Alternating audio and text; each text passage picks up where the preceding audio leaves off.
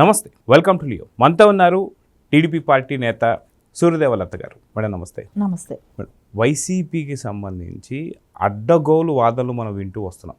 వాస్తవానికి చూస్తే మొన్న విజయమ్మ గారి బర్త్డే సందర్భంగా నారా లోకేష్ గారు ట్వీట్ చేశారు, బర్త్డే విషెస్ చెప్పారు, మీరు నిండు నూరేళ్ళు ఆరోగ్యకరంగా ఉండాలి అని చెప్పేసి అని కోరుకున్నారు. దాంట్లో వాస్తవానికి మానవతా దృక్పథం ఉన్న ఎవరు కూడా దాన్ని తప్పట్టరు. కానీ సొంత కొడుకు జగన్మోహన్ రెడ్డి విషెస్ ఎందుకు చెప్పలేదు అని చెప్పి ప్రశ్నించినటువంటి ఒక వైసీపీ నేతలందరూ కూడా లోకేష్ గారి విషెస్ నువ్వెందుకు చెప్పావు, నువ్వు చెప్పడం వల్ల జగన్మోహన్ రెడ్డి గారి ఇంట్లో చిచ్చు పెట్టినట్టుంది అని చెప్పేసి అని మాట్లాడుతున్నారు. వాళ్ళ ఆస్తి పంపకాలలో ఎక్కడ కూడా లోకేష్ గారు లేరు. రాజశేఖర రెడ్డి గారు పంచం అని చెప్పేసి అన్న దాంట్లో కూడా లోకేష్ గారు లేరు. ఇప్పుడు కుటుంబ కలహాలలో కూడా లోకేష్ గారు లేరు. కానీ బర్త్డే విషెస్ చెప్పడం వల్ల నిజంగా కుటుంబంలో చిచ్చు ఏమైనా రేగిందా?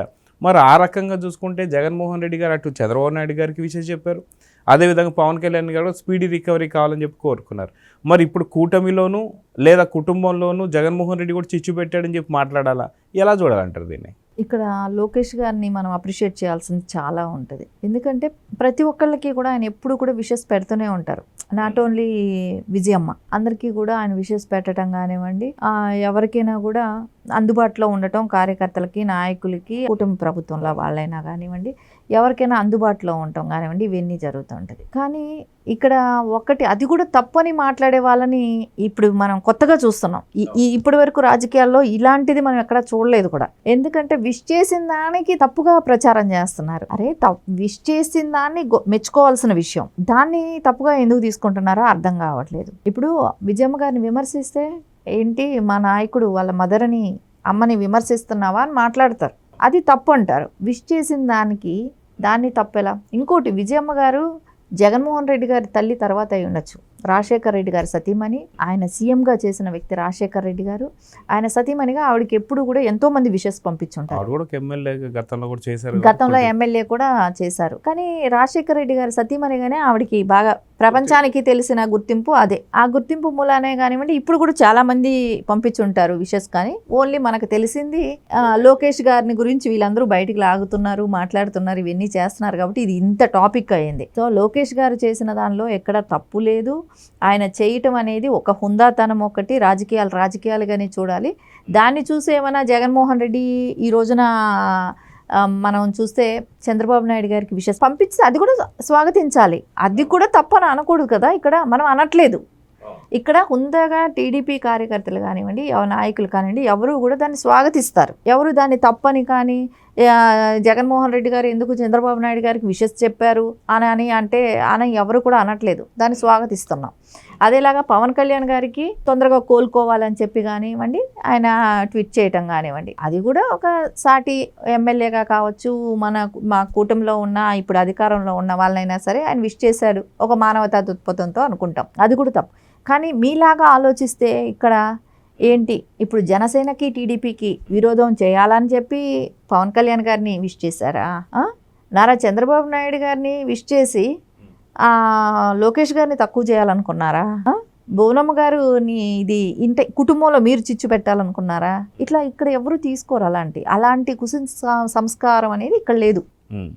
ఇక్కడ ఏంటంటే హుందాగా ఆలోచించడం, ఈ కుటుంబ ప్రభుత్వంలో వాళ్ళే కావచ్చు, వాళ్ళ కుటుంబ సభ్యులైనా అవ్వచ్చు, ఇది చాలా హుందాగా తీసుకుంటారు, అందరూ దాన్ని స్వాగతిస్తారు. కానీ ఇక్కడ జగన్మోహన్ రెడ్డి గారికి చెప్పాల్సిన విషయం ఏదైనా ఉందనంటే అది వాళ్ళ నాయకులు చెప్పుకోవాలి. తల్లిని విష్ చేయండి అన్న అని చెప్పుకొని ఉండాలి. వాళ్ళు ఎవరో విష్ చేస్తున్నారు, ఎవరో ట్వీట్ చేస్తున్నారు, ఇవన్నీ మీరు అనుకుంటున్నారు కదా, అది ఆ గ్యాప్ ఎక్కడా రాకూడదు అనుకున్న వాళ్ళు తల్లిని విష్ చేయండి అని చెప్పు ఉండాలి. ఆయన్ని గైడ్ చేసుకొని ఉండాలి. ఆయన ఇంట్లో వాళ్ళ మాట విన్నప్పుడు వీళ్ళ మాట ఎందుకు వింటాడు? వినరు కదా. ఇప్పుడు తల్లి మాట వినేటట్టు ఉంటే ఈ రోజున ఇంత దూరం వచ్చేది కాదు. తల్లి మాట వినప్పుడు వీళ్ళ మాట కూడా వినరు. కానీ వాళ్ళ ఇంట్లోది వాళ్ళు చక్క చేసుకోకుండా ఈ రోజున కుటుంబ ప్రభుత్వాన్ని లోకేష్ గారిను మాట్లాడటం అనేది కరెక్ట్గా అనిపించట్లేదు. ఈ సామెత కూడా ఉంది కదా, తల్లిని చూడన్నాడు పిన్నమ్మకి గాజులు చేసి పెట్టాడు అని, బంగారు గాజులు అని అంటారు. సరే, అంత బాగా ఉండుంటే ఈ రోజున తల్లి చెల్లి రోడ్డు మీదకి రారు. అది కూడా కాకుండా వీళ్ళకి ఒకటి అర్థం కావట్లే ఇక్కడ. అరే మీరు తల్లి చెల్లిని ఎందుకు తీసుకొస్తున్నారని కుటుంబ ప్రభుత్వాన్ని అడుగుతున్నారు, ప్రజలందరిని అంటున్నారు, ఎనలిస్టులను అంటున్నారు, అందరినీ అంటున్నారు కదా. కానీ ఎందుకు తీసుకొస్తున్నారు అనేది మీరు కొంచెం జ్ఞానం పెట్టి ఆలోచిస్తే అర్థమవుతుంది. వాళ్ళు బయట వచ్చి ప్రెస్ మీట్లు పెట్టి చెప్తున్నారు. ఏదేదైతే కోర్టులలో వేసిన ఇది కానివ్వండి, ఏ రోజు ఏ టాపిక్ జరిగినా షర్మిల గారు క్లియర్గా చెప్తున్నారు, సునీత గారు క్లియర్గా చెప్తున్నారు.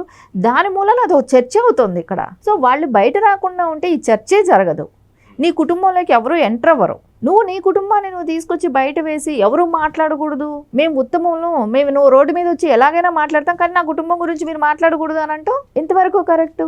నువ్వు మహిళలకు ఏదో చేస్తానన్నప్పుడు అరే సొంత కుటుంబ సభ్యులు మహిళలు ఇంత ఇబ్బంది పడుతున్నారు అని అన్నప్పుడు ప్రజలు ఏ రకంగా నమ్ముతారా? నమ్మరు కదా. నీ తల్లి చెల్లెళ్ళకి అన్యాయం జరిగింది, దాన్ని నువ్వు క్లియర్ చేయలేకపోతున్నావు. ఆంధ్రప్రదేశ్లో ఉన్న మహిళలకి ఎంత ఇబ్బంది కలిగింది మనం చూసాం. ప్రతి ఒక్కళ్ళని కూడా మనము అమరావతి ఉద్యమముని కొన్ని వందల వేల మంది మహిళలు ఇబ్బందులు పడ్డారు. ఆ రకంగా వాళ్ళని అసలు పాదయాత్రలు చేసుకొనివ్వలేదు, వాళ్ళని అక్కడ ధర్నాల దగ్గర కూర్చొనివ్వలేదు, వాళ్ళని రాత్రి అరెస్టులు చేశారు. జత్వాని లాంటి ఒక మహిళను తీసుకొచ్చి ఎన్ని రోజులు బంధించి పెట్టారు? ఆ రోజున మహిళలు తెలియలేదా? 50% మేము రిజర్వేషన్ కల్పిస్తానన్నావు, నువ్వు ఎన్ని సీట్లు ఇచ్చి ఉంటావు మహిళలకి? ఎన్ని సీట్లు ఇచ్చారు? ఇవ్వలేదు కదా. చెల్లి అడిగితేనే సీట్ ఇవ్వలేదు కదా. చెల్లి అడిగి సీట్ అడిగితేనే ఇంత గొడవలు అయినాయి. ఆ సీట్ ఎక్కడ బాబాయ్కి ఇవ్వాల్సి వస్తుందో అని బాబాయ్నే లేపేశారు. ఇవన్నీ జరిగింది జగన్మోహన్ రెడ్డి గారికి తెలియదా? తెలిసే కదా జరిగింది. ఆ రోజున మహిళల ఆర్తనాదాలన్నీ ఆయన పేపర్లలో చదువుతున్నారు, చూస్తున్నారు మీడియా పరంగా.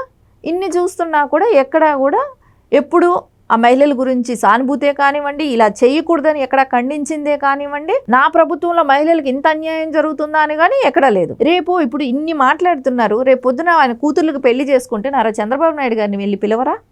పిలుస్తారుగా.